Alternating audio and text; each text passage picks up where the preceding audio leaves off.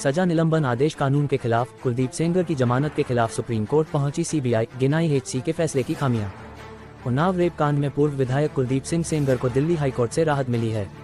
हालांकि अब यह मामला सुप्रीम कोर्ट पहुंच गया है। जांच एजेंसी सीबीआई ने हाईकोर्ट के फैसले को चुनौती दी है और शीर्ष अदालत में एचसी के फैसले की खामियां गिनाई हैं। कुलदीप को ट्रायल कोर्ट ने आजीवन कारावास की सजा सुनाई थी, जबकि एचसी ने सजा को सस्पेंड कर दिया है। अब सीबीआई ने पीओसीएसओ कानून की मंशा को नजरअंदाज करने का तर्क दिया है और यह भी कहा है कि सत्ताधारी विधायक का प्रभाव ज्यादा है, इससे पीड़िता की सुरक्षा पर गंभीर खतरा पैदा हो सकता है। उन्नाव रेप कांड मामले में केंद्रीय जांच ब्यूरो सीबीआई ने दिल्ली हाईकोर्ट के उस आदेश के खिलाफ सुप्रीम कोर्ट में विशेष अनुमति याचिका एसएलपी दाखिल की है, जिसमें हाईकोर्ट ने दोषी पूर्व विधायक कुलदीप सिंह सेंगर की आजीवन कारावास की सजा को निलंबित करते हुए उसे जमानत पर रिहा करने का आदेश दिया था। इंडिया टुडे को सीबीआई की यह याचिका हाथ लगी है, जिसमें हाईकोर्ट के फैसले को कानून के विपरीत, त्रुटिपूर्ण और पीड़िता की सुरक्षा के लिए गंभीर खतरा बताया गया है।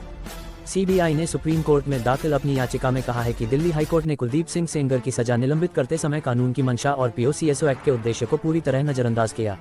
एजेंसी के मुताबिक हाईकोर्ट ये समझने में विफल रहा कि एक मौजूदा विधायक होने के नाते सेंगर सार्वजनिक विश्वास और सत्ता के पद पर था, जिससे उसकी जिम्मेदारी और ज्यादा बढ़ जाती है।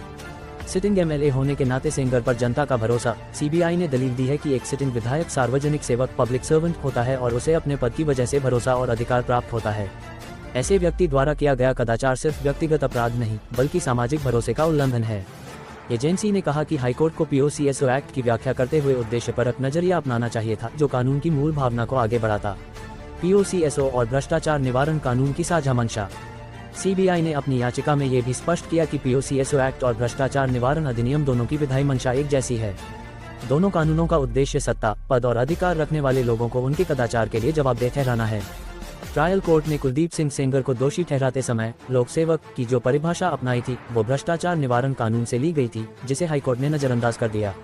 हाईकोर्ट का आदेश विकृत और कानून के विपरीत। सीबीआई ने सुप्रीम कोर्ट से कहा कि दिल्ली हाईकोर्ट का आदेश पूरी तरह विकृत और कानून के खिलाफ है। एजेंसी के मुताबिक हाईकोर्ट ये समझने में नाकाम रहा कि एक संवैधानिक पद पर बैठा व्यक्ति जनता और समाज के प्रति विशेष जिम्मेदारी रखता है। एक सिटिंग विधायक के पास मतदाताओं पर प्रभाव और अधिकार होता है, जिसे नजरअंदाज नहीं किया जा सकता। सेंगर प्रभावशाली, पैसे और बाहुबल का इस्तेमाल कर सकता है। सीबीआई ने याचिका में ये भी कहा कि कुलदीप सिंह सेंगर बेहद प्रभावशाली व्यक्ति है और उसके पास पैसे और बाहुबल दोनों की ताकत है। अगर उसे जेल से रिहा किया जाता है तो पीड़िता और उसके परिवार की जान और सुरक्षा को गंभीर खतरा हो सकता है।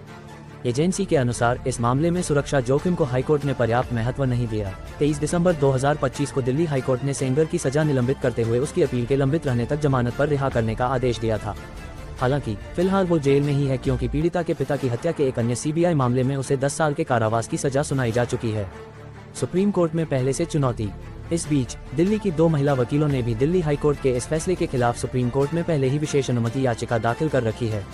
अब सीबीआई की याचिका के बाद यह मामला सुप्रीम कोर्ट में चर्चा में आ गया।